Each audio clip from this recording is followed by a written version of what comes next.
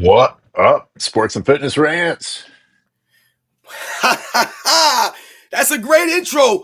Coming in for a Sunday show. Once again, shout out to L Explicit who gave us Bubble in the Cup. Shout out to everybody that's already coming in the chat. I see you guys out there. Renee 43, of course. I see Dakota Lariat, Michael Knight, Chris Garcia, Andrew Carter, John Rod, Animaniac, Chase.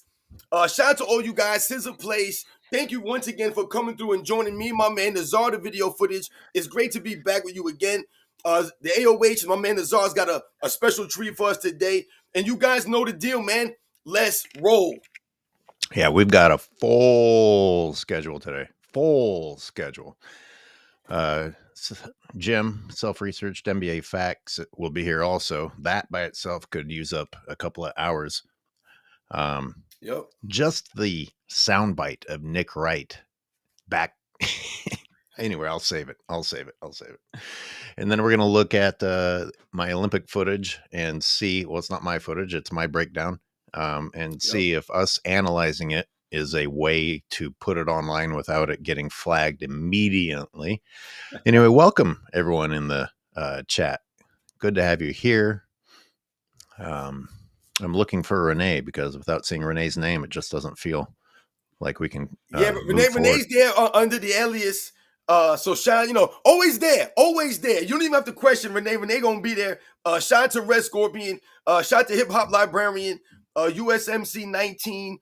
Birdman coming through. Old school NBA fan. Thank you once again. Like I said, the true supporters of me and AOH, the true supporters of these lives. We enjoy doing these live streams because you guys always come through and support the lives, man. So like I said, it means a lot. So once again, shout out to all you guys, man, on a Sunday. I want to warm up with something that I was thinking when I was listening to all of these ungrateful NBA players. Some of the guys from the old school, you'll hear say, man, this game gave me everything. This game gave me quite the dream life. And then now we've switched to these guys saying, why should I bother? Give me a good reason to play hard.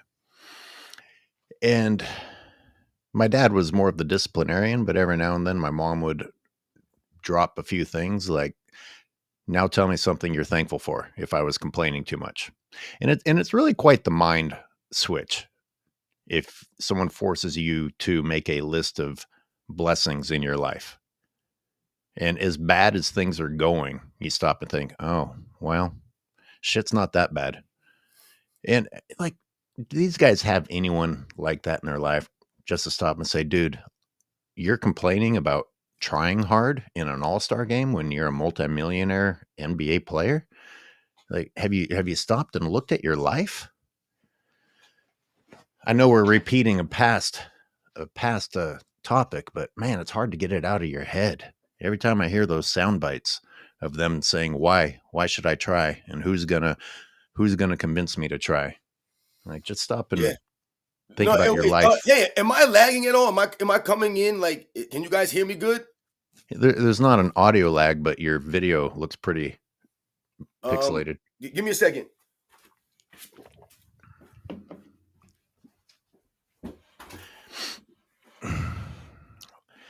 Lack of masculinity in the NBA is obvious. It sure is.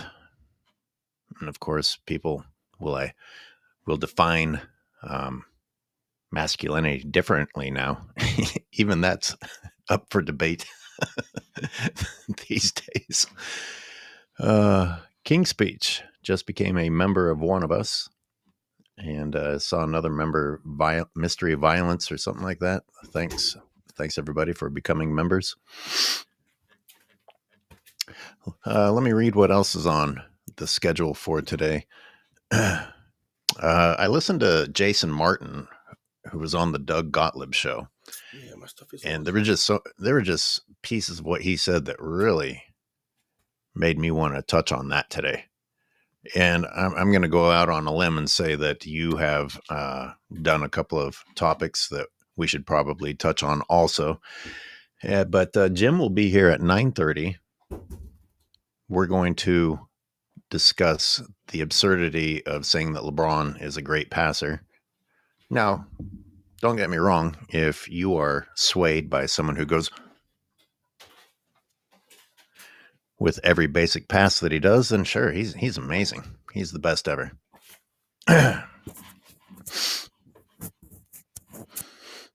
And then after that, we're going to look at the narrative that was put out there by LeBron fans that LeBron actually played great defense in the Olympics. Check, man. I can hear you. You still look terrible, but that's all right. Is my voice coming in clear though? Can you hear what I'm saying clear? Yeah, I won't worry about it. I'm sure everybody looks at me. I'm the good-looking one in the group. Yeah. No, You. you're the one that's here you're the eye candy of the crew. Shout out to my man AOH.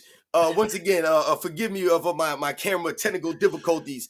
Some of the things you were mentioning though, about the the older generational players and some of the feelings that they may have about how much money maybe they got paid when they played, and maybe how much money these guys are getting paid, and like you said, to have that a certain level of like I said, the humility that's lost in today's players is astounding to me.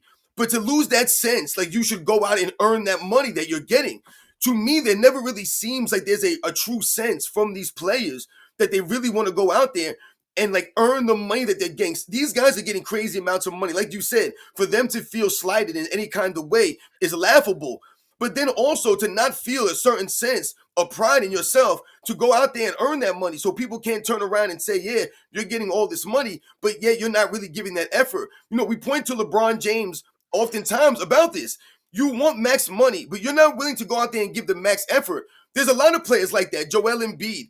These guys want a lot of money, but you can't play back-to-back games. How are the older generational players supposed to look at that when they play back-to-back games, 3 games in 5 nights? They played 3 games in a row back in the day for some of these players and some of these eras. They're riding buses to some of these places while you're flying on private jets. So the one thing that can't really be denied is I remember even in the 90s when some of the older players used to talk about how much money the guys in the 90s were making in relation to what they got. But the one thing that was never said about that era was that it wasn't basketball.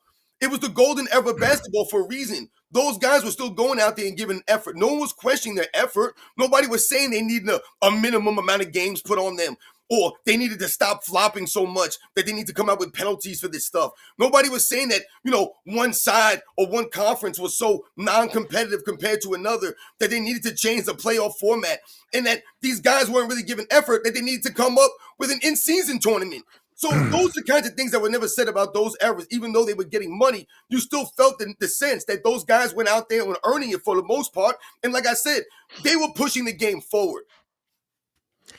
Yes, sir. Robin, bring your energy and respond to some people in our chat. Acknowledge our wonderful supporters while I cue up this audio. Yeah, forgive me here. I'm trying to. I don't understand what's up with my camera situation. It's very weird that all of a sudden my stuff's not working. Like, welcome to the Old Head Show, folks. We're both fucking up right now. But shout out to Leo Sakari. I see on the screen there for coming through once again. What he say? It's like LeBron is supposed to get credit for doing things that any basketball player would do. He can pass. So what? You're supposed to be able to pass.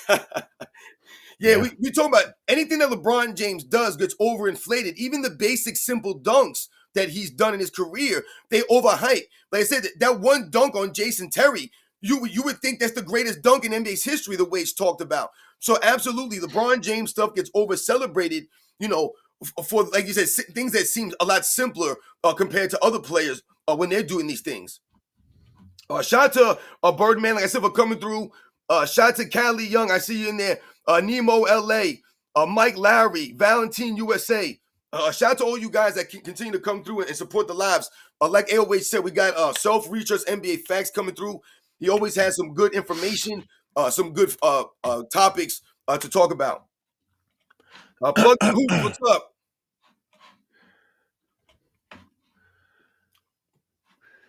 Yeah, shout out to Beat Ease. I see you out there. King Speech Road was good, man. Yo, shout out to my man Jordan versus LeBron. I see you out there. Go Cast Hoops. Shout out to all you guys, man. Like I said, you guys continue to show love, support the live streams, and you guys know the deal, man, on this thing, man.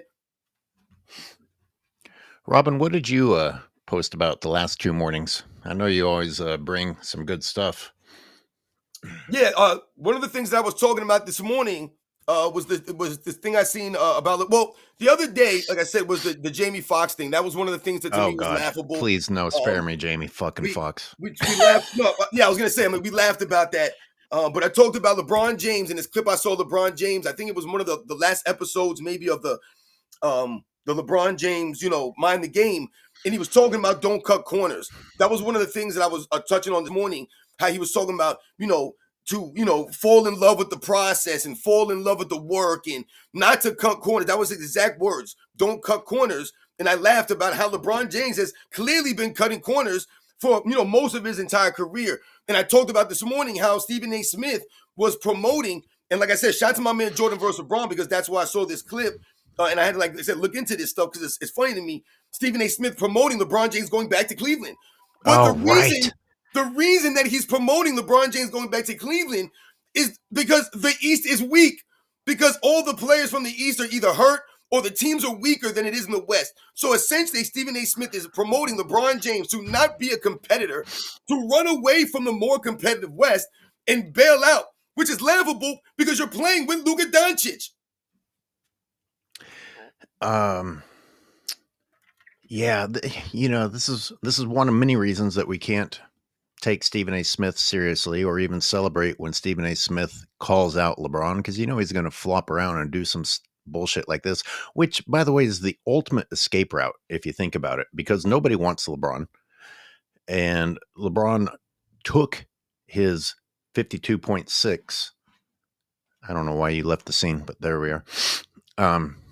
LeBron took his 52.6 because he knew he didn't have a way out. If he was confident about going somewhere else, he wouldn't have done that and then turn around and complain all the time. But Stephen A. Smith has distracted people from that by getting us to talk about what ifs. Once again, in the LeBron James era, it's always what ifs. If LeBron went to Cleveland, he would win. Oh my God. You might as well give him another chip in the minds of LeBron fans. All you have to say is if this and if that, and Yep. But that's what I'm saying. Like when I'm listening to Stephen A. Smith talk on this clip, like I said, he's really hyping up the fact that the East is so weak now, and that LeBron James will only have to win 4 games because he's guaranteed to go to the NBA Finals. But the really sad reality that Stephen A. Smith is laying out for LeBron James and his fans, and like I said, a lot of times these guys don't even realize that they're dogging LeBron James out, and they're actually embarrassing LeBron James by saying some of these things, is that let's think about Stephen A. Smith's main point here. He's saying for LeBron James to leave the West because he's not going to be able to make the finals in the West. He's not going to make the finals. So he's now, not is he going to implying that? Did he say those words, or did he just imply that or did he said the chances are better in the East without saying he can't? AOH, he said clearly, he cannot get past OKC. He said there are other teams in the way. He mentioned the Dallas Mavericks. He mentioned the Denver Nuggets. He mentioned the Houston Rockets. He mentioned a couple of these teams. He mentioned Anthony Edwards and the Minnesota Timberwolves because they beat them in the playoffs last year. But what he was making, the point that he was making, was that they would not be able to make the finals in the Western Conference. But the funny thing is that this is what we're talking about. They lowered the standard. They celebrate LeBron James for getting to the finals. So Stephen A. Smith is saying, go to the East, go on the Cavs. They have to give up whoever they give up, but at least you'll get to the finals. You'll at least get to the finals. But you're not to win the championship, Stephen A. Smith. He's not saying that they'll win the championship if he goes to the Cavs. He's saying that he'll make the finals. So once again, they'll say, oh, LeBron James went to 11 finals, but won 4 of them. And let's get even more basic. The fact that what you just described is cowardice and cheating and taking the helicopter again, as John Stockton put it. He's like, oh, I can't get it done here. Let me run over here. And instead of being criticized for that, Stephen A. Smith is actually saying, here's a good move. Yep. He's promoting non-competitiveness. Yes. And all these people who are able to be influenced at whatever stage in life that they are hearing this and thinking, oh, there's nothing wrong with this. And it destroys the very core of the game. Yep. Because the core of the game is competition. People, it's not an accident that viewership is down. Competition is what makes it fun to watch. Yep. Exactly. Give me the two worst teams in the league in the 90s going at each other, and I'll be more entertained than the two best teams going at each other now. That's a better product. Stephen Like A. you said, Smith you're promoting lack of cowardice. competitiveness. And this goes back to why I can't give Colin Cowherd any credit, because he's done the same thing. He has praised LeBron James as being a business genius for manipulating teams, Yep. manipulating franchises, taking the easy way out, leaving when times get tough, Yep. instead of toughing it out. And that's good. That's good. Hey, you guys are losing now. Bye. You know, it's the guys that leave the team in a good place, like Jordan did when he retired. You know, we could spend a lot of time just talking about how classy that is. I mean, how much, LeBron fans, of course, say it's quitting. Yep. You might have the tiniest bit of an argument if he was losing when he did it. You're not exactly, a quit. Does anyone remember the concept of retiring on top, and that it's actually commendable to walk away when you're beating everybody instead of like trying to continue to kick them while they're down, so to speak? I mean, remember, Michael Jordan is still the only player to retire after winning a championship. You know, that 98 retirement, I mean, we can all agree that he was pretty much forced into that retirement. So, we have to understand these things. Guys, I two other topics that I wanted to get to before Jim comes on, so we'll do these quickly. And this is another shout out to Uncut, because I was listening, and just a couple of sound bites from the end of one of his most interesting videos. He was talking about the competitiveness of Victor Wembanyama, and I don't even know who the punk ass NBA player was that was in the press conference, but he described Victor as an interesting guy who goes to bed at 9. Interesting is not a good word to use. It's not a compliment. In fact, it doesn't mean anything at all, because it could be a put down. It could be a compliment. It could be nothing. But then he throws in, oh, he goes to bed at 9. And, some people might say, oh, he's talking about his dedication to the game, the process. I feel like this guy was making fun of him, saying, oh, he ain't cool. He don't know how to get down the way that we do. It wasn't a compliment. So you've got Victor, who's setting an example, but you have the rest of the league who isn't interested in that sort of an example, which, if I'm correct, that's a big problem. I mean, listen, Victor Wembanyama, like I said, he's a young player, and like I said, hopefully he's good and healthy and he can come back this season and not have to deal with any of these, issues that he was dealing with. Those are pretty serious things, blood clots and stuff like that. But the effort that I see him give on both sides of the ball, the potential that he has on both sides of the ball, we laugh about the All-Star game, and he was the only guy giving effort in the All-Star game, when I saw him out there. Or one of the few guys giving effort, going out there, kind of like he was one of those guys that oftentimes it looked like he was like trying too hard compared to everybody else. Like he was making them look bad, but at the same time, they were making him look bad, because more often than not, people are not giving effort. So he was like the standout there. He was like the weird person standing out. But I like Victor Wembanyama, man. That's his personality. And also, I don't know who was saying these comments, if they were American or if they were European. He's from Europe. He's from France, right? So, people, the things that they like, the hobbies that they have, their demeanors, their personalities. I mean, look at Nikola Jokic. To me, he's a dork. He's kind of goofy. Is he cool, Nikola Jokic? No, I don't think he's really cool or swaggy dude, or, one of them dudes that you're like, yeah, man, Nikola Jokic. But at the same time, like I said, he's different. He's from a different country. He has different interests, different things that he likes. He's into the horses and the things like that. I'm not into that kind of stuff. That's what he's into. So if you look at the personalities of some of these people from different countries and, like I said, from different backgrounds, it doesn't necessarily mean that they're not going to be good at a sport. You know, Victor Wembanyama has proven to be effective. Obviously, Nikola Jokic has been proven to be effective. And if anybody listening is running to, oh, you guys think Victor is all great, that's not even what we're saying. We're saying this is being presented as one of the best chances that we have of reintroducing competitiveness or a competitive attitude. And people are hoping that that means things are going to turn around. And I'm saying, I'm not so sure the rest of this league is willing to listen to people who are going to set an example, even if you have someone who's going to set an example. Like that douchebag that was talking about why should I try? You know, you shouldn't even be asking other people to give you motivation. You should be providing that motivation yourself. And so, you know, we already have a fundamental problem there. I also wanted to say, reference one more line from that Uncut Hoops video. The new guys, the bar's been lowered. Right. But the new guys think that the lowered bar is the bar. Like maybe they don't even have the concept of what the real bar is or was. They come in looking at the lowered bar. That's a great point, AOH. Right? Absolutely great point. That you just brought up, referencing shout to Uncut Hoops once again. Yeah, I mean, when you talk about lowering the bar, and why has the bar been lowered? And why do they think that the lowered bar is the bar?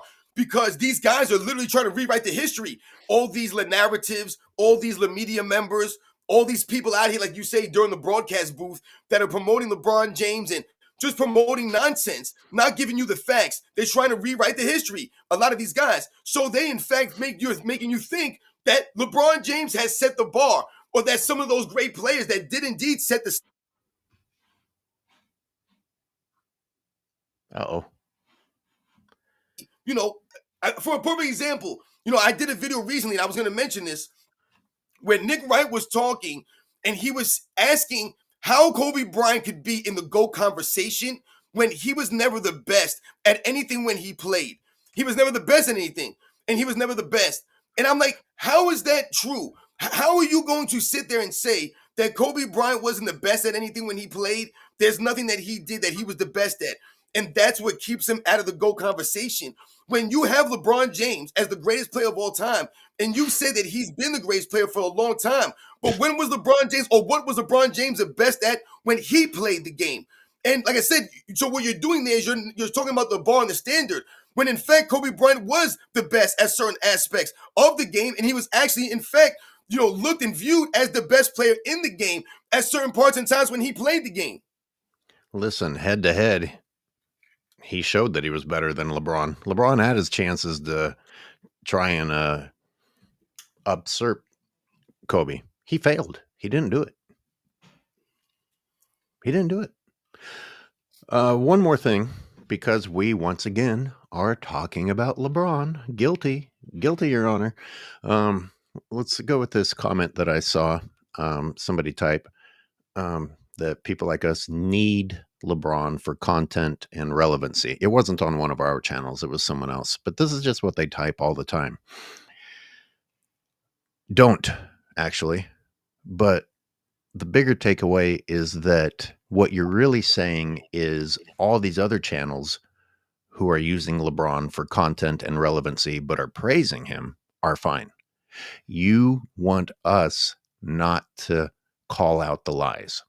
You say, hey, we're in a fantasy world and we're busy out here promoting shit that isn't true, and we're fine with that. The only thing we have a problem with is you people trying to throw wrenches in our little fantasy world.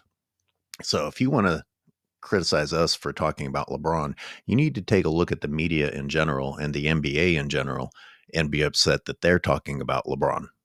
And then think really hard about the topics that they're even bothering to mention LeBron with. That's the real problem.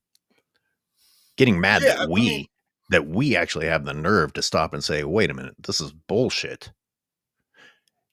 And in a little bit of encouragement, why do we have people on following our channels, Robin? Because it was this group of people that said, Jesus, am I insane? Am I the only one seeing this? Am I the only one hearing this? You're not alone. If you're listening, you are the resistance. No, absolutely, AOH. I mean, listen, that's what it's about, man. Like you said, it's literally like I'm telling you guys right now, this is not what happened when I was growing up watching this stuff. It's not what happened, man. This is not how it was talked about. This is not how it went down. This is not how people were looking at this stuff. This is not how it was celebrated. It was viewed much differently than what they're trying to portray now. The plays that they're talking about, the stories that they're trying to tell you, and the things that these guys were doing or weren't doing, blah, blah, blah, blah, blah. That's not how it went down, man. A lot of these guys, like I said, they're trying to rewrite the history. Every time you hear guys speak, they have to pump themselves up. They're pumping themselves up, but at the same time, they're trying to tear down the past eras or other players. I mean, we talk about a lot of these guys all the time in these podcasts. You know, like I said, when I mentioned the Kobe Bryant thing, when you're saying that Kobe Bryant was never the best at anything, or, you know, he was never viewed as the best player in the league, that's why he's not the GOAT conversation, you're not doing a service to the NBA's history, right? You're not educating the people out there. Because people often, in fact, argue Kobe Bryant's skills overall, the skills that he possessed in his game, right? So if they're arguing Kobe Bryant's skills as far as him being one of the most skilled players of all time, then how can you tell me that he wasn't or could not have been the most skilled player when in his era when he played game? When you talk about his scoring ability, was he not in fact viewed as the best scorer when he played the game? There were other guys like Allen Iverson, the Tracy McGrady's that were viewed as great perimeter scorers. But they weren't on the level of Kobe Bryant, who was doing this scoring simultaneously while being an elite all-time great defensive player. So when you talk about the level of scoring that Kobe Bryant could do, he was often viewed as the best scorer when he played the game. He was often viewed as one of the best defenders when he played the game. He was often viewed as the best perimeter defender when he played the game. So I don't understand what Nick Wright is saying or what people try to do when they're rewriting the history. Like I said, you're not doing a service for any of the history of the NBA by lying about someone like Kobe Bryant, who's, like I said, you're lying about a man who can't even defend himself. Let's catch up with some supers before we get too far behind, and then Jim's going to come in. RDT says, can you guys provide a breakdown of the financial side of LeBron's foolishness? You had that guest on, and he broke it down. That was McZuggins. He broke down an aspect of it. You know, the trickle-down economics thing that doesn't work. It actually only made the rich richer and eliminated decent pay for other role players. But I did a series a summer ago showing how much LeBron James has cost the Lakers. And I did that because when LeBron wasn't delivering a winning tradition to LA, they turned to saying, oh, well, look, they're making money. Okay. LA needing LeBron to make money is stupid by itself. But they haven't been a top income franchise since Kobe. The Warriors overtook them, and LeBron hasn't been a top jersey sale.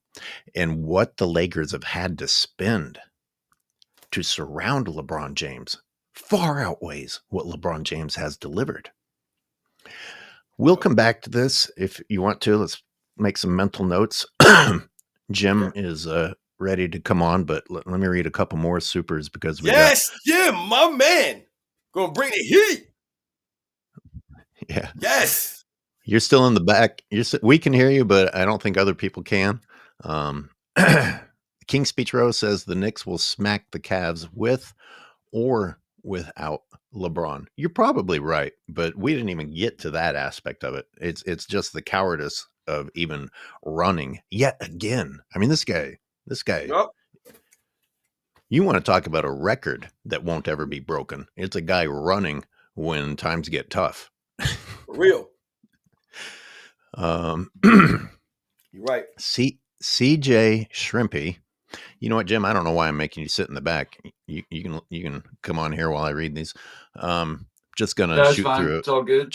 No, you're here. I'm gonna read through a few more of these. CJ Shrimpy says, AOH, you're right about the constant what ifs. they try to use to puff up LeBron. The facts are that LeBron lost more finals than he won, in spite of team stacking, ring chasing, etc. Yeah, we talk about this a lot. I don't know how much more to Yep. add to it. The fucking what ifs. I mean, Shout out to CJ Shrimpy. Thank you. if sports fans today are the type of people who actually will put a list of what ifs that never actually happened above what has happened, Yep. I don't even know what to say. Yeah. RDT says 2026 Luka will be a better defensive player than LaFlop. Absolutely. Hey, if you look at my game breakdowns, as bad as Luka was, I'm not so sure Luka wasn't already better than LaFlop. Yeah, if you're giving effort, you're better. Thank you. All you have to do is make it across half court. We just talked about the standard, right? We talked about the standard. This is the standard that LeBron James has set, but no one wants to speak about. That's literally all you have to do more than LeBron James on any given play is just make it across half court. I always say the same thing on my channel. The bare minimum that the players could do for us when we were growing up was go out there and give effort. That's the minimum. They don't have to give you an autograph. They don't got to take pictures with you. They don't got to throw their jersey in the stands. They don't have to hug you. They don't got to like you. They don't got to be nice to you, man. The minimum that the players could do as professionals is go out there and give the effort. When you can't make it across half court consistently, every single game you turn on, LeBron James standing on the other side of the court with his hands on hips, talking to the referee while the play's going on behind him. He's looking at his teammates when it's clearly his fault. These are all these people are lowering the standard. That's nice of you to put it as talking to the referee. But you're right. Luka definitely got across half court more often. And let me read Kobif. Do people really think Stephen A believes Cavs will be better with LeBron and Bronny? Great. A whole nother talking point that you just brought up. Will LeBron be GOAT if his son has an iconic signature shoe? So, in addition to everything else we already said that was flawed about Stephen A. Smith, is the fact that he probably does not think that they will be better. And it doesn't matter. These sports analysts aren't here to break down sports anymore. They're here to earn a paycheck. And the paycheck is dependent upon the script. Exactly. That's depressing. Yeah, the more outrageous, the better. Exactly. Clickbait. That's the world we live in now. Clickbait. Yeah. The real Siberius. Thanks for being here. Thanks all you guys for these supers.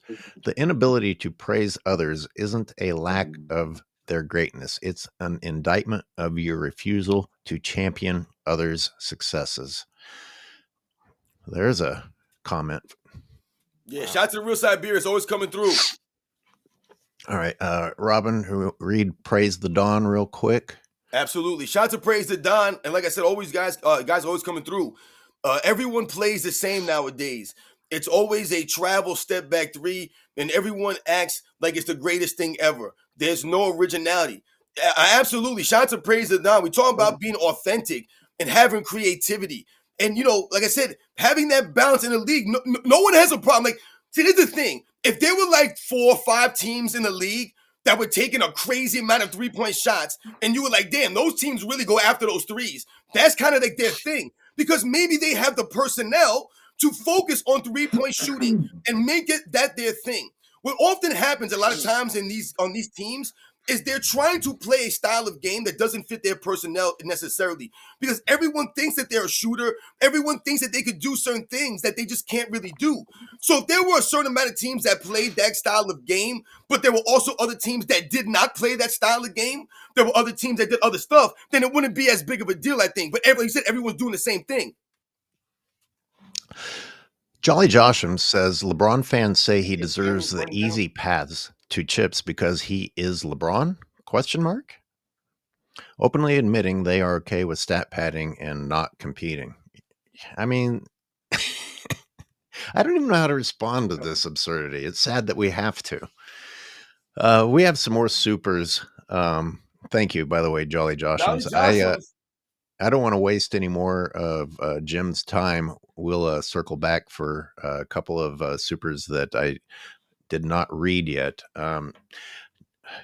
Jim of Self-Researched NBA Facts is just cranking out videos, and Mm-hmm. We're going to look at the him Yep. pointing out the absurdity of Nick Wright claiming that LeBron is the best passer. And I'll prepare you. We're going to stop just during the bit on First Things First, because that exchange between him and Broussard by itself was something else, man. Everybody needs to see that. Yeah, if you have it, play it. Okay, great. I'm going to.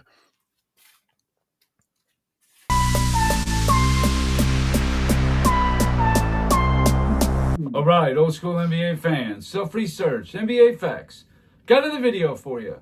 As always, thanks to anybody who watches my video. Trying to set to not in the argument for the second best big man ever. First, let me give you the context of what we're dealing with, and you tell me if I misunderstood it. Jokic is the best passing big man ever.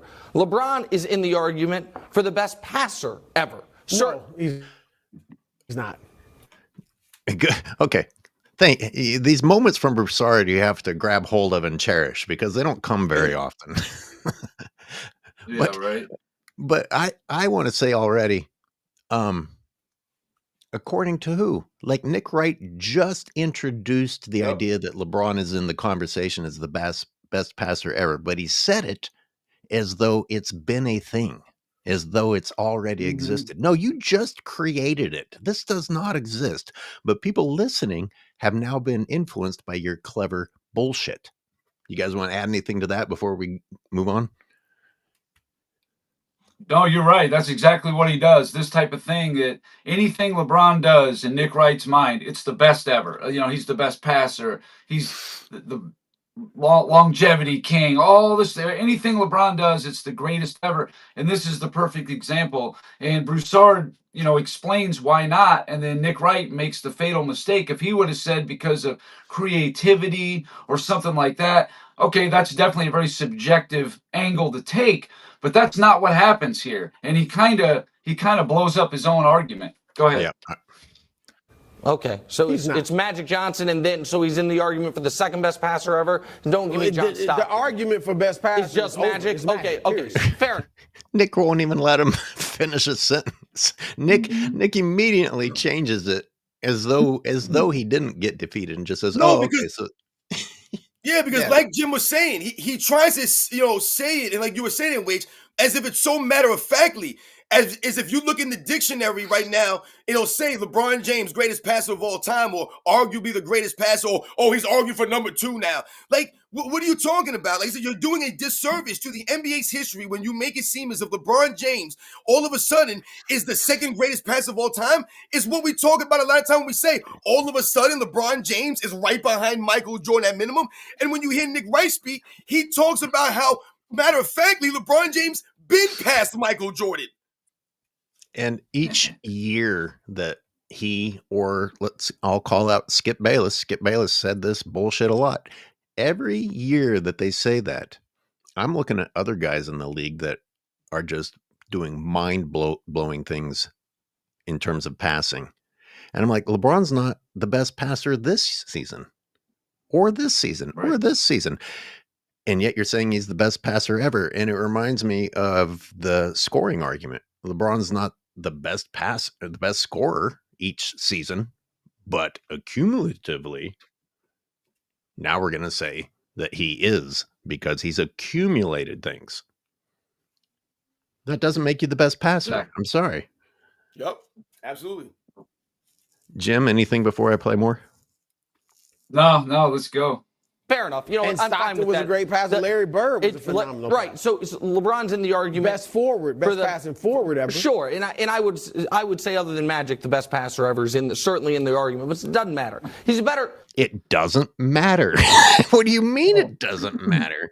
He just ignored everything that Broussard said, pretended that he didn't get defeated, and then repeated his lie as though he hadn't just been refuted.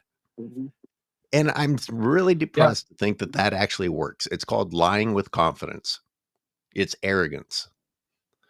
And it works. And it works on people who are easily influenced. They like seeing people who are arrogant. I think arrogance is disgusting personally, but some people are attracted to it. Yeah, and this was Nick Wright's opportunity to push the longevity right here. It opened the door. You could have pushed John Stockton as the best passer ever because of the total assist numbers, because they hang so much on longevity numbers. That could have been the opportunity, but he literally says, "Oh, don't give me John Stockton." So it's like, then what are we basing it on then? Go ahead, play it. I believe he's a better passer than Jokic. He's obviously, again, if we're talking about Jokic averages more assists. His career high is not what LeBron's career high was. I mean, God damn. See, and then he goes to career high. All of a sudden, his career Yeah, high is right. LeBron James. Like, All this is over what the LeBron place. James fans do. They always have to change the conversation. They move the goalpost, so to speak. Like I said, they try to change the narrative, change the direction. It's really weird with these things, what he talks about. You know, when you mentioned John Stockton, it wasn't as if John Stockton had the assist record all those years and he had it by such a wide margin and simultaneously was the leader in turnovers in NBA history at the same time. He was nowhere close to that. Right. So if you wanted to try to say, oh, well, John Stockton had all these turnovers when he played. Nah, man, that's what I told you guys. That's the greatness of John Stockton, the precision of that man, the ball handling ability. Exactly. Yeah, his assist to ratio was great. I mean, assist to turnover ratio. Yeah, I knew what you meant. So, and this is the problem with these shows. Like, the guy presenting the lie isn't even accustomed to someone pushing back. And like, he's dumbfounded for a minute. And how old is this? Because, you know, Broussard stopped being on there 2 years ago. I think it was 2023 is when this clip came out. Yeah, but every year he's averaging 8, 9 now. Okay, so for their career, LeBron averages more. LeBron's won an assist title. LeBron's career high is 10. Jokic doesn't have that. Again, I'm not trying to do this. This is... You're not trying to do what? Have a real debate? What do you introduced the topic? What do you mean you're not trying to do this? This is your topic. He said career high and assist title. He said those words. So now we're going by assist titles and career high. Well, LeBron James is tied for 69th as the best assist season ever. That was his assist title season, the one he had 10.2. I think it was in 2020. Tied for 69th. 69th. That's what they're hanging their hat on. Yeah. So when and Jokic, ironically, got that this year, the 10. He says, well, Jokic doesn't have a 10 assist season. Well, he did this year. So now does that mean that he's on LeBron's level? See, this guy's all over the place. There's no real base for it other than I like LeBron James. I'm going to push for him to be the best at everything. There's no other base that he has to start an argument like this. It's ridiculous. Let's also consider that Nick changed to the best ever in a career, and Jokic has had 9 seasons compared to 22. And you think that that's a fair comparison? Oh, you could. And by the way, that when LeBron came in 69th,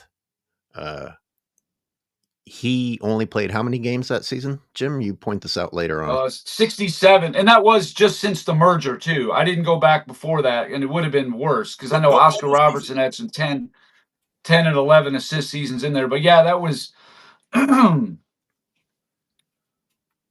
Wait. Yeah, he played 67 games that season. 67. Okay, so the reason I'm bringing that up is it's similar to when I got mad about claiming that LeBron has the consecutive games making 10 points or more thing, and yet they don't point out the fact that he sits out a shitload of games and they still are pretending that he has a streak going. Now, that's when it comes to scoring, but doesn't the same advantage apply to assists? It's like if you are sitting out and resting whenever you want to or playing a fewer number of games, the odds of you having a bad game just went down. You played fewer games, so you reduced the chances of you having a game where you just weren't feeling it. You just weren't having court vision or whatever the excuse may be. We're not here to like make a list of excuses. That's what Clutch Sports does. But the bottom line is when you reduce the number of games in which you might not have had a great number of assists, it statistically is an advantage for you. Yep. It is. Word. Yeah, I agree. Okay. Stockton played how many times? All 82 games? Come on. Yeah, this is what exactly. And it's your chart that you show later on that made me think about this. So, Jim obviously gets the credit for inspiring these thoughts, and then we're bringing them to you guys. And I go back to what I said earlier in the show. For those of you saying, why are you guys talking about LeBron? Well, you're looking at us responding to people lying about LeBron. That's why we're doing it. Yeah, most of the videos that I make are not actually about LeBron James. They're about Nick Wright, Shannon Sharp, FYF Sports. I did one on him last week. That's what it's really about, and the influence they hold over people more than LeBron himself. Yep. Good point.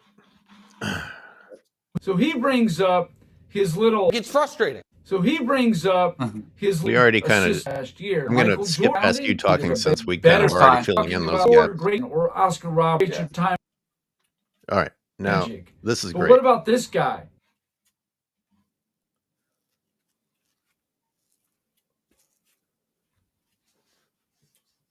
Pistol Pete. Yep. Pistol Pete. Right. We mentioned him the other day, right? Uh-huh. Yep. Nice. He's got some sick passes in here, man.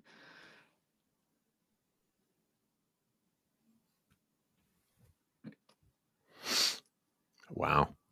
I mean, that's crazy right there. See, and guys are not taking 10 dribbles and 3,000 steps. Look at that. Between his legs. That was sick.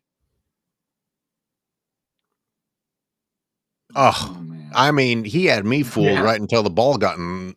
Looked pretty good to me. This is the big finish right here. This is my favorite. Look at that. I didn't know where the ball was going. I was like, oh, man. I didn't even see that guy. Yeah, exactly.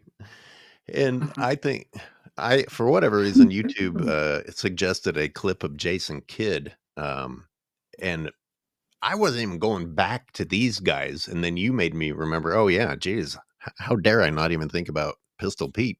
But Jason Kidd was fucking nasty. Holy shit. Yeah.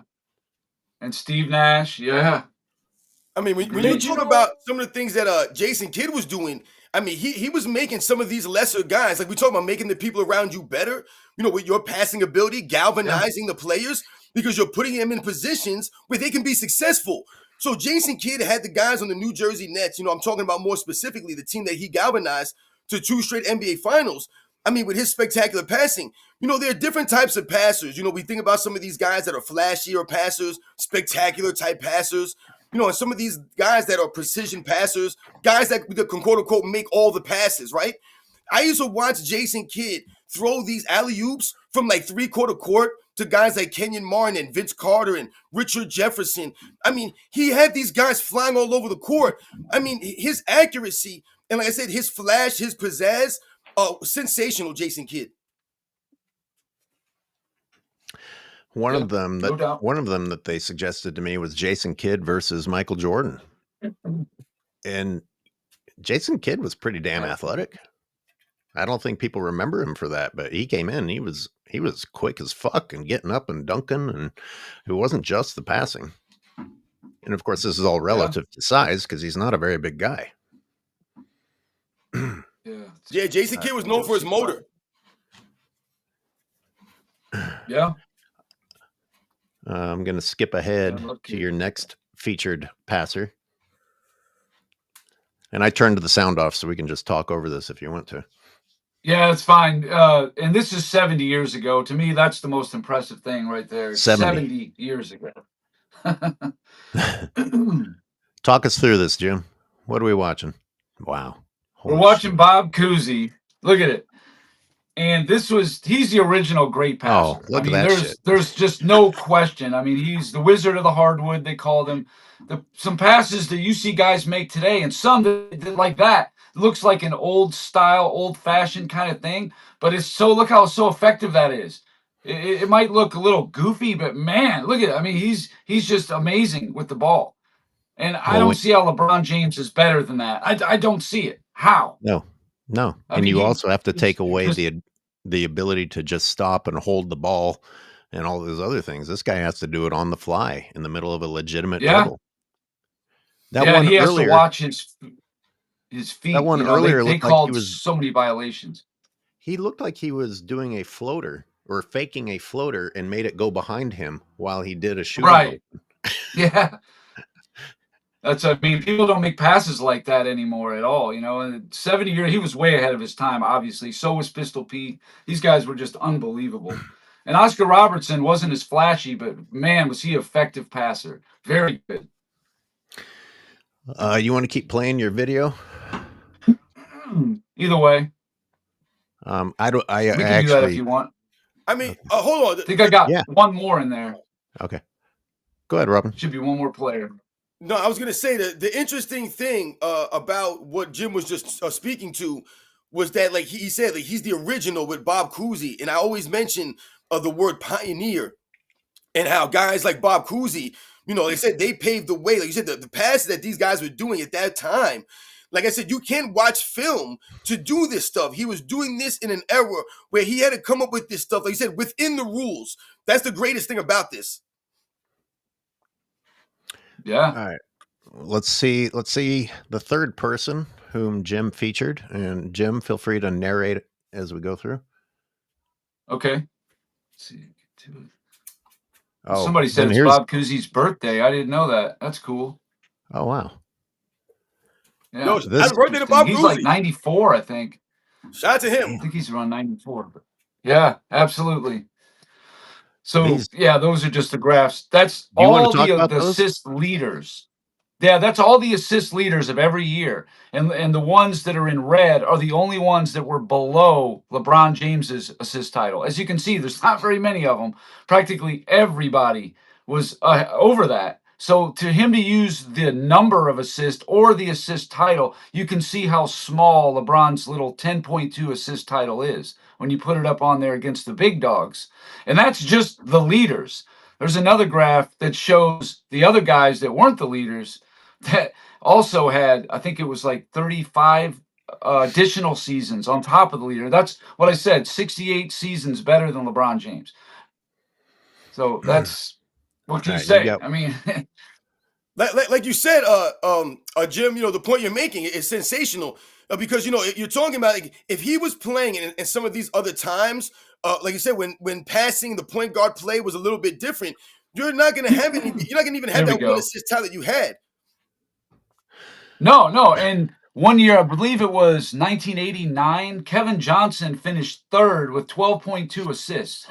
12 assists gets you third. I mean, nowadays, you're easily first. In fact, no one in the 21st century has gotten 12 assists per game. Russell Westbrook has 11.7. That's the most in the 21st century. Back then, 12, there was 3-4 guys some seasons. Isaiah was getting them. Mark Jackson had a couple, and along with Stockton and Magic every year. Yeah, here's the clip I really want to see, because Nick said best passing forward, and I beg to differ. Okay. Yep.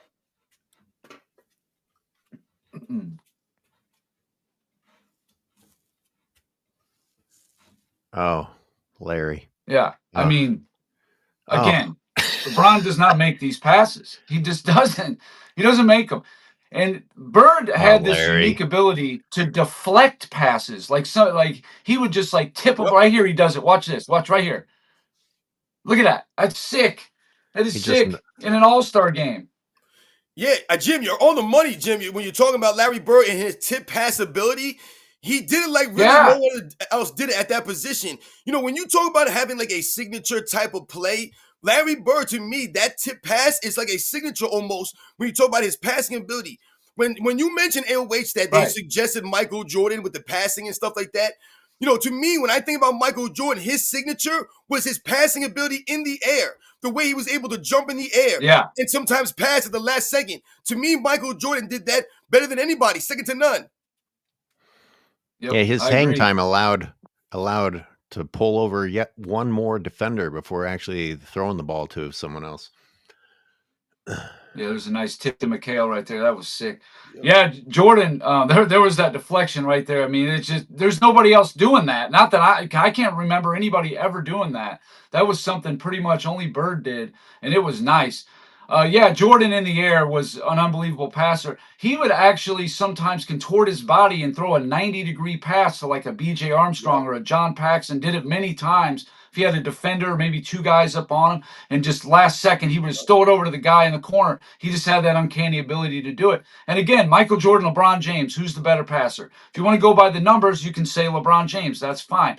But he was a more willing passer. But Michael Jordan was a phenomenal passer. Now, I'm not going to sit here and be like Nick Wright and say he was the best passing shooting guard. Pete Maravich was. But come on, Michael Jordan was a great passer. Absolutely he was. He just was a scorer, you know, but when he needed to, he could pass as good as any shooting guard in that era. Yeah, I wonder if it's my bandwidth, because now Robin is coming through clear and Jim isn't.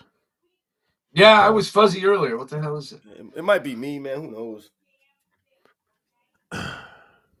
Let's see what Uncut had to say. Majority of LeBron's assists are cheap dump offs to shooters off a curl. Right. Yeah, another good point.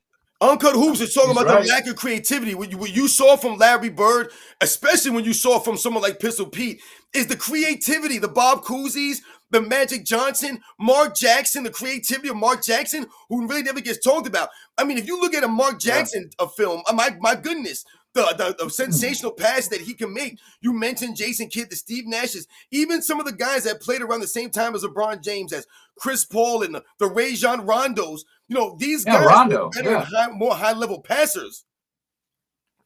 Jason Williams, he was a good, might have been a little before LeBron, but he was a really, really good passer, no doubt. Yeah, absolutely. White chocolate. Broussard pimp slapped Nostradamus. I don't know if I heard Nick Wright called Nostradamus. That's good. I like that one. Oh, man. Yeah, at least there's even some. Go ahead, Jim. Go ahead. No, I was just going to say, at least there was some semblance of a pushback there, which they never get hardly on that show. Yep. I don't know how people entertained by shows that just take turns slob knobbing somebody instead of anyone having a counterpoint. Yeah. And then it sits out there and all the people take it as gospel and run with it. We've heard it a million times. And then so you get all these little robot sheep running around thinking, yeah, that's how it is, because two people agreed on a talk show. So that must be the truth. It's like, no, it really isn't. Yeah. Well, Jim, you made another amazing video. We appreciate the hard work that you do. Everyone, it's self-researched. It's at Self-Researched NBA Facts. If you want to go and subscribe, make sure to give some support to Jim. And they know Jim. Yep. If anyone's new and unfamiliar, I'm just giving the shout out. Yeah, no, I'm joking. You're welcome to stick around. Appreciate it. You're getting pretty choppy, so yeah, that's fine. I mean, I don't want to steal your guys' thunder, so you're not stealing a damn thing. We're taking your thunder. I know. All right. Well, you guys enjoy your Sunday and, have a good week, and I'll be talking to you soon. Thanks for making time for us. Yeah, shout out to Jim. Thanks, Jim. Let's catch up with some supers before we get too far gone. And you want to read the Jesse Glad Saget for me? Yeah, absolutely. Boastful ignorance is the calling card of the modern fanboy. Speaking with an incontrovertible certainty on subjects they know nothing about. Right? Absolutely. Shout out to the Jesse Glad Saget for giving me a lesson in English in reading.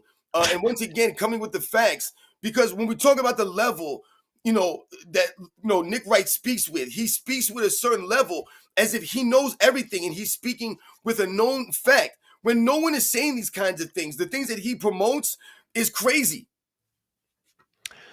Rise Above Anything says Nick Wright is a clown. Well, we all here agree with you. Yeah, LeBron James, like that was an opportunity. Shout out to Rise Above Anything. That was an opportunity for Nick Wright to educate the people out there and shout some other people out, name some other great passers. He could have said that LeBron James is one of the great passers at his position. He didn't have to jump out the window and make some crazy statement. And shout out to Chris Broussard for, pushing back, on Nick Wright from time to time. Let's consider what pushing back even is. Like Broussard simply and gently provided an actual fact that countered the lie. I mean, that's what we call pushing back now. It's like, wait a minute, what you said is not accurate. It's not factually accurate. Right. This is the pushback now.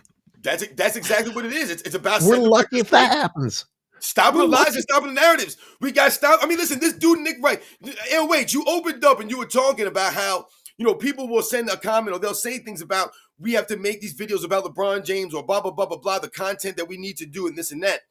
Are they going to sit there and try to say that someone like Nick Wright, someone like Shannon Sharp, a bunch of these other guys, they haven't had a certain platform, they haven't made millions of dollars, like you said, saying these kinds of things?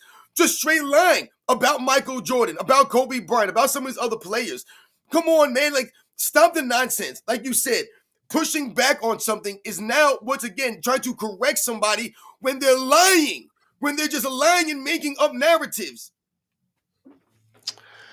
Praise the Dawn says these dudes make you want to break something with their constant lies. I feel you, man. That's why I can only listen to a few minutes of, even when a content creator like Robin or Self-Researched or Uncut makes a video, I can only take it in small doses because they're doing the work of countering the lies. I'm like, God damn, dude, I can't believe we're even talking about this. Continuing with Praise the Dawn's super chat. Yep. And the casual fans regurgitate everything they hear. Yes, they do. And they don't care about integrity or fact checking. They heard what they wanted to hear and they spit it back out. And enough people say it, then people believe that it's the truth. Like Nick Wright tried to say things that weren't true matter of factly. They hear these industry plants say as if their word is gospel. That shit is annoying. I can only agree with you. Praise the Dawn. I can only agree with you. I mean, I think about like this, AOH, and everybody in the chat. Shout out to all you guys out there. The way that he said that, right? He said that LeBron James is arguably the greatest passer of all time. Most people that understand the game understand and view Magic Johnson as the greatest passer of all time. But what Nick Wright did by making the comment and saying it the way that he said it is that he made the people who don't know that well, or maybe are kind of like trying to still figure out the game and are still learning and all this stuff, you're letting the people out there think that LeBron James is close to Magic Johnson. He's right there in the conversation with Magic Johnson, when in fact reality shows that you're actually, what are you doing there? You're taking away from Magic Johnson by saying that. You're not giving LeBron James his props. You're taking away because, like you just mentioned, AOH, you're lowering the standard down now.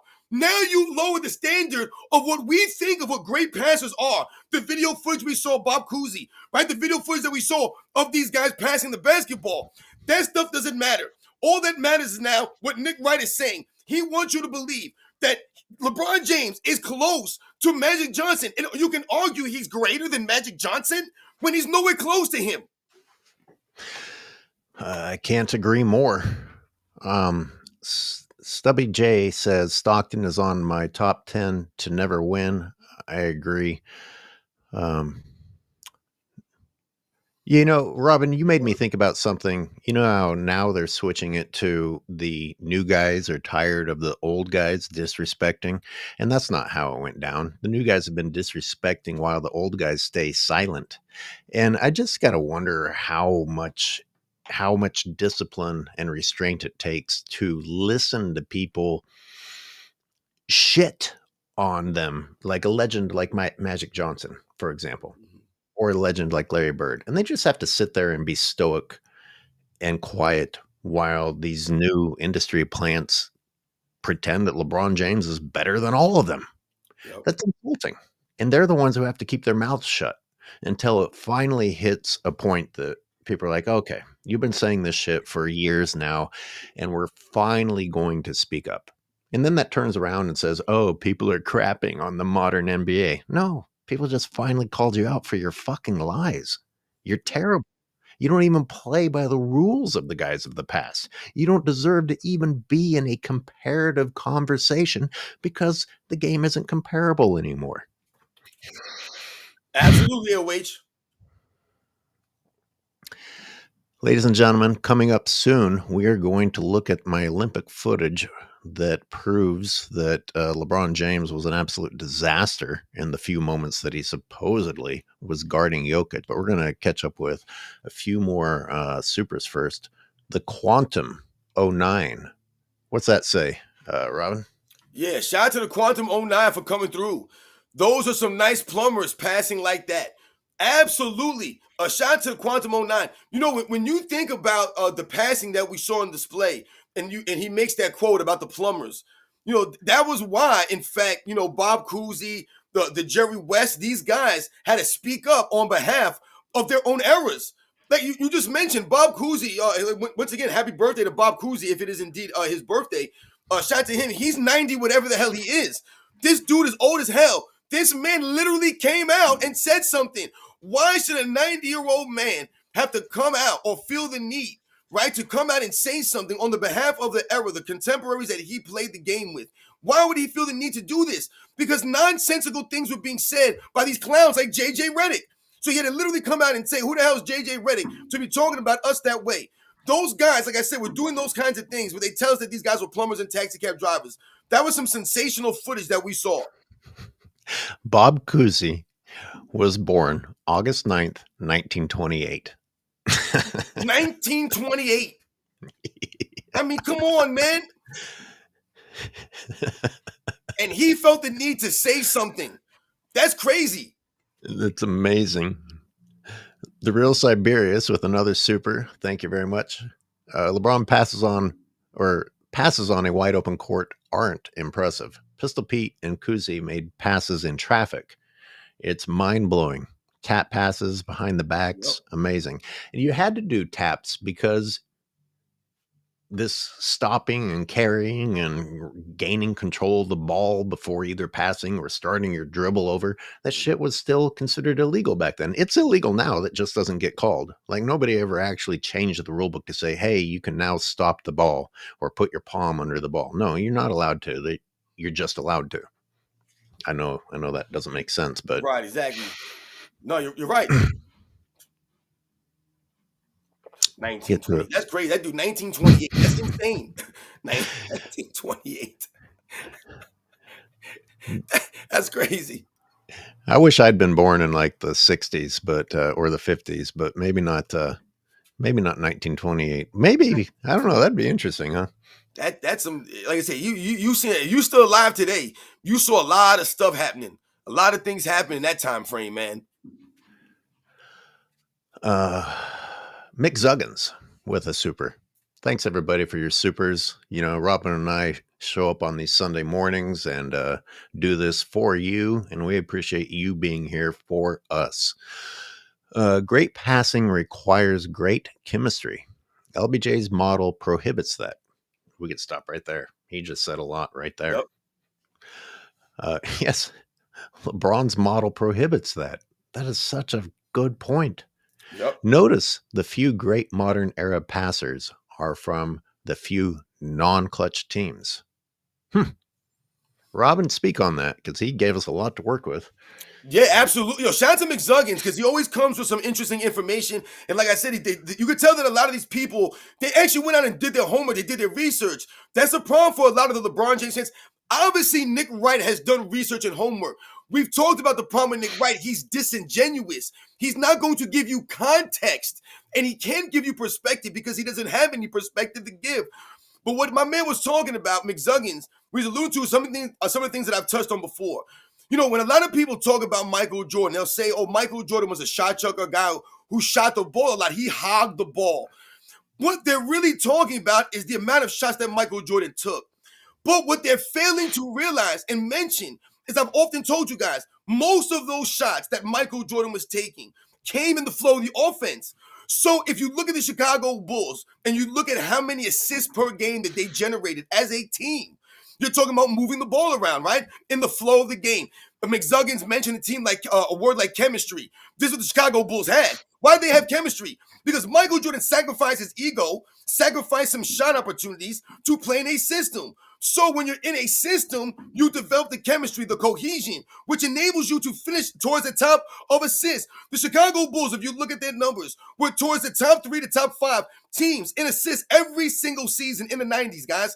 because, like I said, the sacrifice that those players were willing to make to playing a triangle offense, but not only the sacrifice, but the ability of Michael Jordan and the other players to execute in the triangle offense, to gather those kinds of assists. So when you talk about Michael Jordan taking 25 shots a game or Michael Jordan shooting the ball a lot, first of all, who the hell else is supposed to shoot in the team? Secondly, don't forget, the Chicago Bulls never called plays necessarily for Michael Jordan. And thirdly, and more importantly, Michael Jordan scoring the basketball came within the flow of the offense, which maximized his teammates and maximized the Chicago Bulls triangle.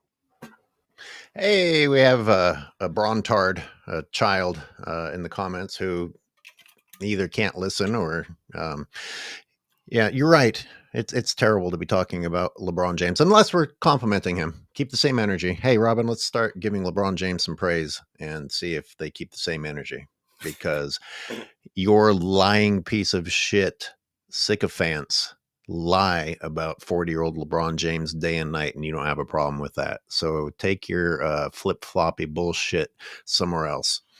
All you want is excuses. You people are about excuses. You are about lack of accountability, and you want to go listen to people that tell you that it's okay to be a failure. We're going to stick to Michael Jordan. Absolutely. A shout out to AOH, man. Once again, setting the record straight out here, man. We ain't worried about you fools. You guys ain't on our level. We out here. So listen, you can go over to these other corny channels and to some of these other pages, and you can hang out with some of the weirdos over there. And like I said, like my man AOH said, go over there and make excuses.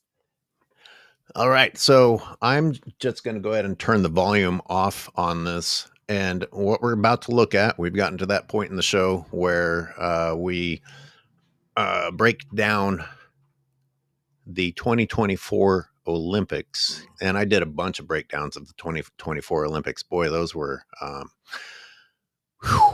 painful. Listening to Dwayne Wade and Noah Eagle, the Glaze brothers, and watching the refs, the international refs, just fold to NBA rules. But this segment specifically is about this notion that LeBron James played well against Jokic at the end. Actually, maybe I'll turn the volume up for a little bit just so I can even remember what I was talking about. And then I'll turn it off. Today I have yet another chapter in the book of evidence that LeBron fans don't even watch the games that they comment on. When my previous game breakdowns proved that LeBron was basically a traffic cone on both offense and defense for Team US. Are people seeing this? This is the Olympics. That's amazing, LeBron. How are you doing that? Say, his minions came crying that I left out his great defense against Jokic. So I went back and collected every play that LeBron played D on Jokic. Now allow me to set the stage. Jokic played 37 of 40 minutes because Serbia desperately needed him on the floor as much as possible. During that time, he endured a steady diet of exhausting physical play, going against Miami's starting center, LA's starting center, Philly's starting center, and occasionally an extra 7-footer on Team USA who isn't even a center. Yeah, we just have an extra 7-footer around. And yes, I know AD is sometimes not officially listed as a center. You can call him an assistant coach for all I care. It doesn't change that he plays the big man role and has a 7'6" wingspan and guarded Jokic. Another side note, Embiid looked massive out there. He seemed to tower over other centers on all the other national teams. How sick was that right there? And by the way, before people get distracted saying, oh, you guys just love Jokic, that's not what this is about. This is, once again, just about setting the record straight. Like, a lie was made up about something that didn't happen. And the core of this video is still coming. The core of the video shows just how bad LeBron actually was in the moments that he was paired up with Jokic. But what I just showed there should not be overlooked. Like, Jokic had to play pretty much the entire game while Team USA rotated Joel Embiid, Bam Adebayo, Anthony Davis, even Kevin Durant quite often. I mean, yeah. Robin, you're not one to make excuses, but I'm guessing you might be a little bit tired if the other team was throwing that shit at you. I mean, listen, like I said, shout out to Nikola Jokic for the effort that he gave during the Olympics, the effort that he gave in that game leading up to the gold medal matchup. Like you said, he having to go out there and play damn near every single minute and going against those players. But I remember, a lot of people talking about the USA big men and how great they were compared to a lot of the other big men on the 92 Dream Team. And a lot of times they were out there getting beat. Teams. I personally don't believe that he is only 7 feet tall. Point being, one guy had to deal with all of those guys on rotating fresh legs while he himself went without rest. And you want to get excited that LeBron supposedly did something against this guy for a few seconds at the end of a long, exhausting game? That would be silly enough in itself. But it turns out this quote-unquote amazing defense didn't even happen. Let's take a look. Even though the fanboys called out the fourth period specifically, I want to be thorough, so we're going back to the second period. Look at LeBron. I mean, how familiar is that? LeBron watching as the play goes by.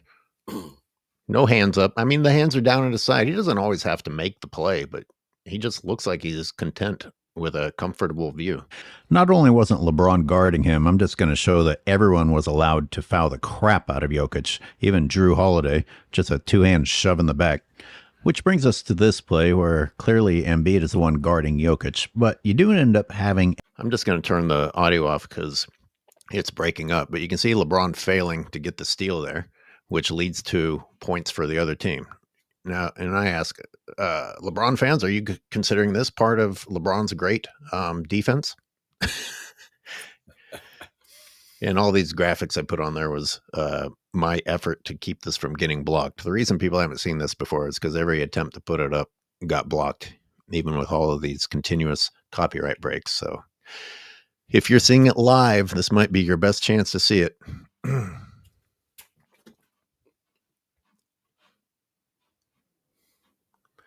And this is Jokic blocking LeBron. I'm sure LeBron fans wanted to pretend that never happened. No lift on that play. I mean, let's not act like Nikola Jokic can get up off the floor. Oh my Standing God. around.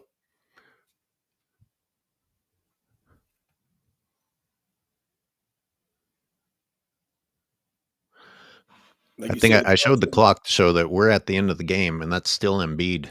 And here's what LeBron's doing during all of this. And LeBron's getting credit for guarding Jokic. See, yeah, these are kinds of things that you're always talking about. Like they always try to give LeBron James credit for something that he did every once in a while in a game, or something that he might have done. Something, and then like you even said, something that you can't even find in the video footage. How crazy was that shot that he made on Embiid right there, by the way? Yeah, absolutely.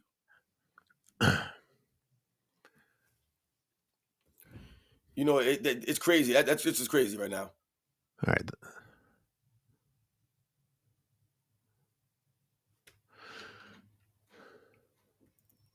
A few seconds of LeBron on Jokic. That was his stop against Jokic there? Yeah, exactly. And now we're back to Durant and, is that Davis, doubling him? Yes. And then LeBron James gets faked out. That's what it looked like to me.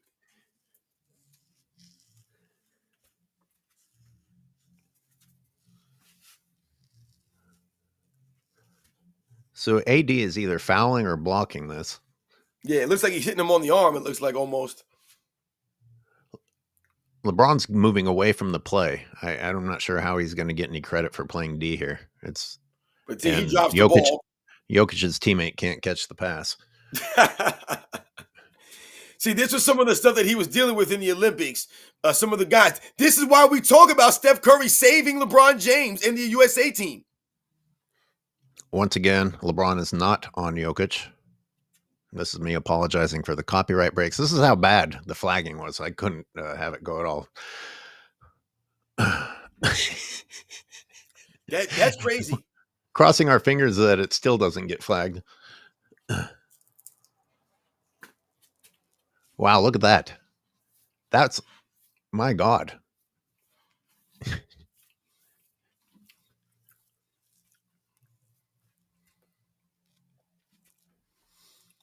And you know what's crazy? Guys like Devin Booker, they were getting a lot of credit for playing really good defense, you know, like LeBron James. And come on, Devin Booker's not known for being a defensive guy. I'm sorry, but is LeBron James not just throwing his shoulder into an exposed rib? That's kind of uncool. I mean, see, yeah, I mean, wow. I mean, that's not. I don't think I realized that. See, here's the thing. I know people will say, "Oh, it's a rebound," but Jokic is actually in the shooting motion. You're not. This isn't rebounding yet. Like, are you allowed to do that to someone who's still in the shooting motion?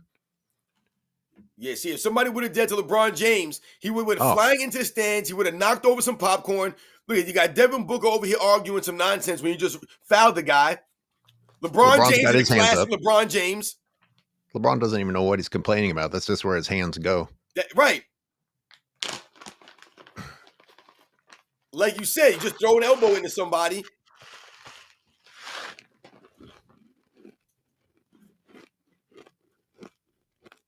Everyone's looking around.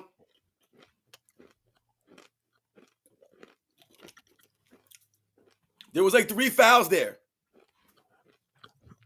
I almost forgot about LeBron's unnecessary Band-Aid that he was wearing, and then when he came back in without it, there was nothing where the Band-Aid had been. What's wrong with the Band-Aid? We got a Band-Aid? Fence. He takes 2 steps out of bounds and then acts like he saved the ball and goes on a tantrum, and the refs again have to patiently deal with the United States as a representative. Yep. But LeBron fans, I'll give you a couple of seconds that LeBron played defense against Jokic.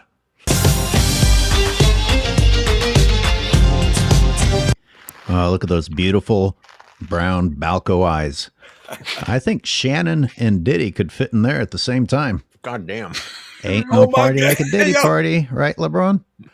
The real reason I paused it here is to show that LeBron flat out forgot to put the Band-Aid that he never needed back on his eye when he came back out at halftime. Oh, where's wow, the wound? Look at that grievous Tell me where the fucking injury is, man. Look at it, Robin. Tell me where it is. See, remember the time that he was looking on his arm? This is where you lose the respect for LeBron James, guys. This is the guy that you're out here supporting. The guy who's out here wearing Band-Aids and, like I said, playing peekaboo and faking injuries and load managing and just doing all kinds of silly stuff.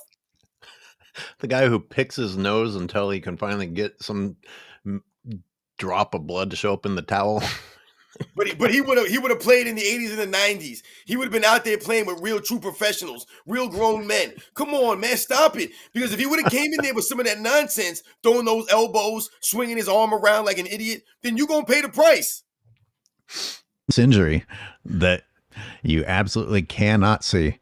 So after LeBron's tantrum, we finally get back to the play. They inbounds, and I guess you have to say that LeBron is technically on Jokic here. World, the time has come to push the button. He's covering him about as tightly as he's guarded anyway. Look at this. Is this what LeBron fans are counting as LeBron was guarding Jokic? Look at that distance. Won all night. But if you LeBron fans want to count this, and LeBron's a great shutdown of Jokic, this is as good as anything. We'll go ahead and give you a few more seconds there. Because this isn't a Diddy party, this is a pity party. I like that. All right, so this play, LeBron is definitely on Jokic, and Jokic goes where he wants to, just drives right down, and LeBron fouls him the entire way. Jokic misses. All right, I guess LeBron fans are going to want credit for that. This is as good as it gets, so celebrate this defensive play. Oh, and by the way, Serbia scored. Push the button. And then you go back to a combination of Durant and Embiid waiting in the middle. That is not LeBron guarding, just in case LeBron fans are going to try and claim that LeBron guarded him the whole fourth. Nope, I am showing you every play that LeBron guarded Jokic. Okay, back to That's right. If anyone wonders why it's in this format, it's because people said that LeBron's defense on Jokic was why Team USA won. So I went through the entire game showing every possible matchup through the entire game. That's why I'm showing the milliseconds on this screen, because after the entire game, you're still at seconds that they were even on each other. Crazy. LeBron guarding Jokic, and by guarding, I mean fouling the crap out of him the entire time and being allowed to do it until the refs finally say, okay, enough is enough, man. I know you're used to getting your way, but you can't do all that. And LeBron, he's got the Balco little twitch. Even when he gets a foul called on him, he starts shrugging. Look at this. What does this guy think defense means? He has the nerve to complain after this. LeBron, just put your arms wherever you want. He shoulder shrugged after that, dude. I mean, he just hugged him. He hugged him. And he got a foul called on him. A miracle of miracles. But how do you shoulder? Why are you shoulder shrugging after that? That's like a fucking steroid twitch that he can't control. Maybe LeBron's best defense of the fourth comes on this play, in which he starts by not guarding Jokic or anyone, as usual. And then when he should not, forgive the interruption. I'm sorry, I know that's awkward. I kid you not, the next 2.5 seconds I had to split up due to copyright. Come guard Jokic. Does come guard Jokic, resulting in 2 points for Serbia late in the game. Oh, nice.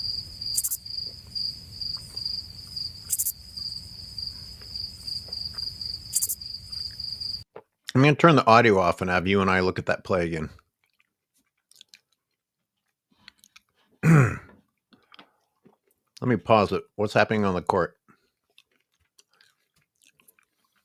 What's happening on the court is LeBron James is once again in no man's land. Isn't he? That's what I was going to say. I'm glad someone said it for me because I'm tired of saying it. Every fucking game I break down, I'm like, why? Where is LeBron? Why is he where he is? No man's land. Like you said, oftentimes we see LeBron James on the basketball court and he looks around as if it was someone else's responsibility.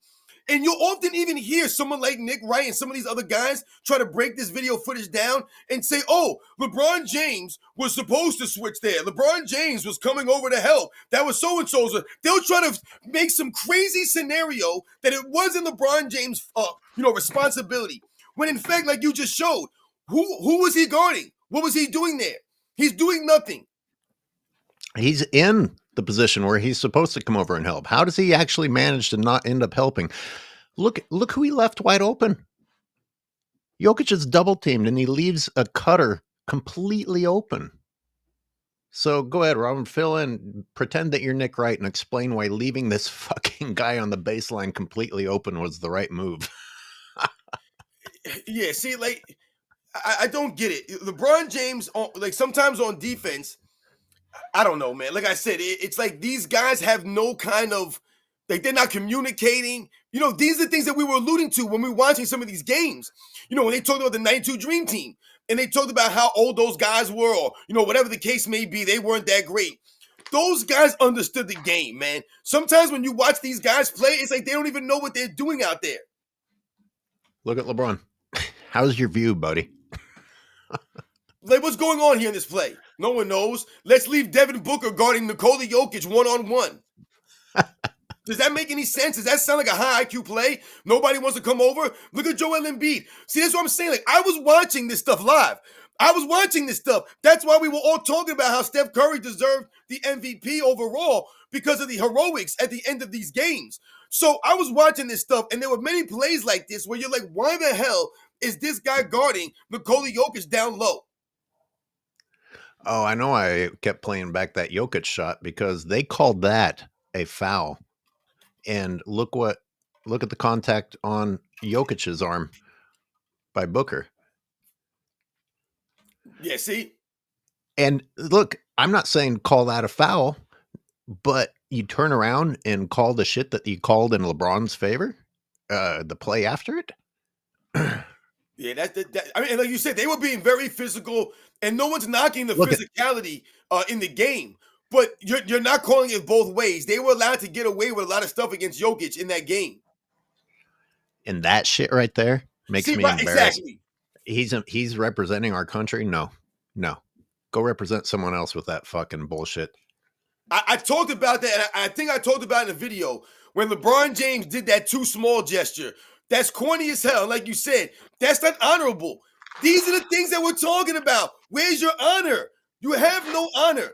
I mean, I say the same things over and over again. You do that gesture after we just watched all this video footage of you getting bounced around in there, you not doing a damn thing, you standing around, and then you want to turn around and do a too short gesture because you make a basket. Stop it, man. Like I said, you look terrible, man. I mean, if you think about the footage I've shown, the shots that Serbia is managing to get at the end can be tied to LeBron's failure. He's the reason that the game was as close as it was, and Steph Curry had to save his ass. And by the way, LeBron doesn't come in second or third in the MVP voting to me. Kevin Durant is certainly ahead of him in terms of how Kevin Durant played in clutch moments throughout the Olympics. Yeah. And like you mentioned, AOH, you're talking about how they're trying to celebrate LeBron James' defense. So when we can clearly see that Steph Curry and, like you said, Kevin Durant, they were the guys making the shots at critical moments. They were making the baskets. They try to point to something else to hype LeBron James. Oh, he's the glue guy, like you often mention, AOH. Or they'll say, oh, LeBron James was playing the defense against Nikola Jokic. That's why. That was the key. That was the X factor in that game. No, in fact, LeBron James was part of the reason why the USA team was in the position they were in. That was it, by the way. I know that didn't seem like very much footage, but that's all the footage of LeBron even coming close to supposedly guarding Jokic. That's what you guys made a fake narrative based upon. Dumb Dummy says, good evening from India. What do y'all think of Le Diddler trying to sabotage the league? I think the league should summon him to the Senate in white robes. Yeah, we talked about this a lot last show. We appreciate the super. You can touch on it a little bit. Yeah. Shout out to India. Shout out to Dumb Dummy for coming through. Yeah, like I said, he's trying to sabotage the league so he can start his own league on the side. But ain't no one going to support LeBron James ultimately, man. He's out here looking for more money. That's all it's about for him. Shout out to India, man. Just scrolling to catch up with some possible supers in here. Shout out to Hit 'em. Shout out to Fancy Me 23. What's up? Uncut says 2 days ago, a major NBA Twitter account said Steph and LeBron led Team USA to gold versus France. Really, just 2 days ago? They're still doing this? They all attaching LeBron to somebody else. I mean, isn't that crazy?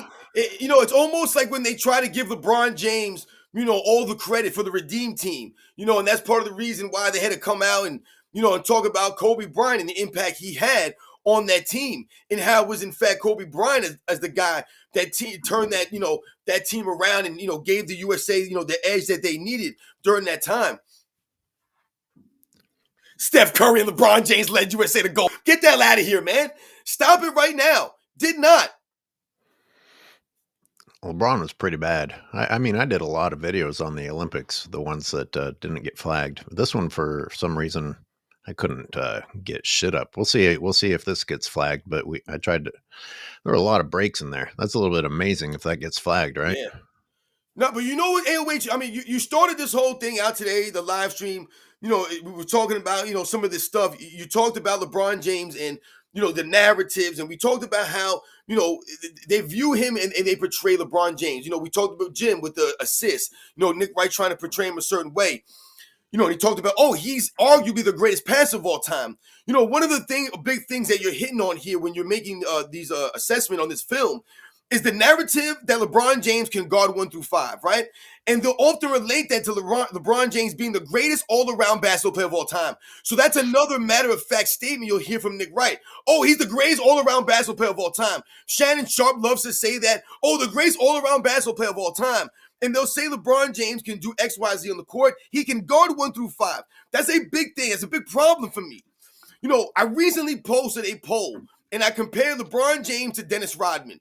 And I said, who, in your opinion, in your estimation, can actually guard 1 through 5? But I said, for an actual season or for an actual series. Because what you just hit on, AOH, when you put the seconds clicking and how much time it ended up being, and you say, that's it, that's all the video footage there was. When they say they give credit to LeBron James for guarding these players, so guarding someone like Nikola Jokic, who's a center, LeBron James is guarding him for seconds, guarding him for a couple of possessions here and there. He's not guarding him for an entire game. He's not guarding these guys for an entire series. He's not guarding these guys for an entire season. Can you imagine LeBron James in the 90s trying to guard centers night in and night out? Every night he has to bang down low with Brad Daugherty and Kareem Abdul-Jabbar, Robert Parrish, or like I said, Hakeem Olajuwon or Patrick Ewing or David Robinson or Rick Smith. He's not going to be able to bang down low every night with these centers and guard these guys and try to get them rebounds and do all of this stuff.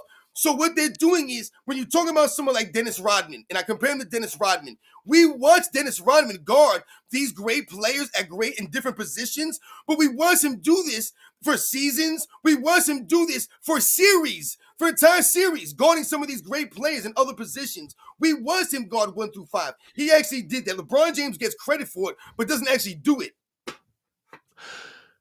I hope everyone else could hear you better than I could. I was having some audio issues. I hope so too. Well, we got through it. I think we'll end on a strong note. We got through the main topics today. I want to thank everybody who tuned in for this. Thank everyone for the supers, and even the people who weren't supers, and the members. And Kobiff is gonna give one more super before we end it. I will predict it here first. 2028 Los Angeles Olympics opening ceremony will feature cringe occult purse king dancing sequence. I didn't even think about that, man. 2028 Los Angeles Olympics. Oh man, that's like set up perfectly for this clown. Shout out to Cole Bill for coming through. They say they can hear you, Robin. That's good. I don't know why I can't. I guess it's my connection today. Sorry, everybody.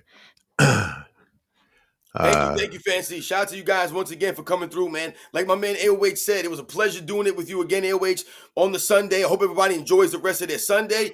The video footage again was great from my man Nazar. Shout out to Jim for coming through.